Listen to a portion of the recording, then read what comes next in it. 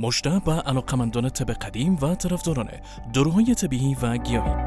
دواخانه یونانی نوی شفا تحت نظر الحاج حکیم محمد ناصر ناصری امراض مختلف شما را از قبیل امراض پوشیده زنانه و مردانه، بی‌اولادی، سوزاک، بواسیر خونی و بادی، درد مفاصل و روماتیسم، دکس کمر، عرق النساء، سنگ گرده و مثانه، چربی خون، فشار عصبی، نفس‌تنگی دائمی، شکر، زردی سیاه، سفید و زرد، حمل مخدر، سرطان غده و همچنان زخم شکر و زخم بستر به طور قناعت بخش در کمترین زمان ممکن با تجویز داروهای گیاهی و طبیعی تداوی می نماید.